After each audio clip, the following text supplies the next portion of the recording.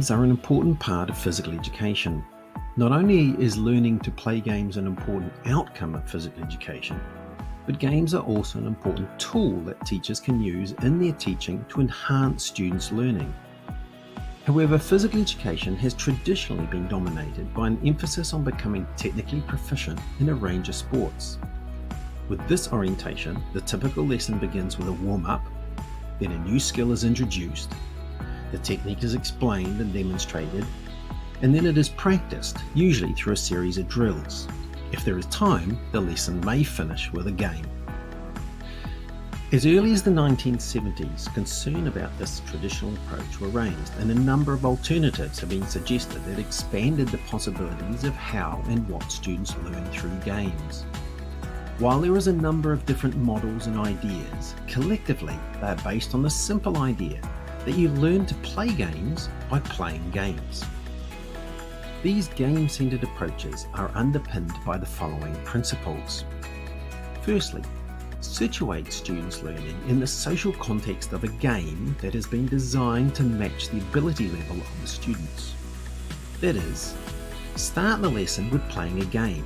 Don't finish with playing a game.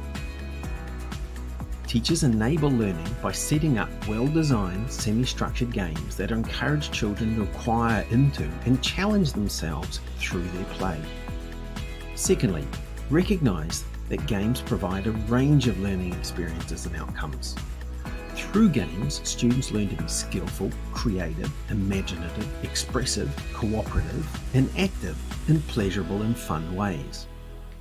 Games not only enable children to develop their physical capabilities, but also to experience positive emotional, mental, cultural, spiritual, and social outcomes.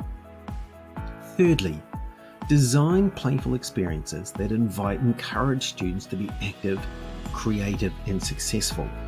Learning doesn't just happen because students are active. To enable learning, teachers need to design purposeful learning experiences. Students need opportunities to develop skills at their own pace through inquiry-focused, trial and error, problem-solving processes. Lastly, go beyond the physical to also develop and validate students' social, personal, and cultural identities. Remember that the play environment is as much a personal and social learning experience as it is a physical learning experience. Through their play and participation in games, students learn who they are, what they're capable of, how they are accepted by others, and what interests and excites them. They also learn about others and how others interact with them, and how they learn to understand and accept similarities and differences. The important thing to note here is that the game-centered lesson moves beyond a focus on just developing technique. By using games as a context for learning, the teacher can focus their lesson on a broad range of outcomes. Playing games is fun, and as every teacher knows, students often start the lesson by asking, "Can we play a game today?" In a game-centered approach, the answer is yes.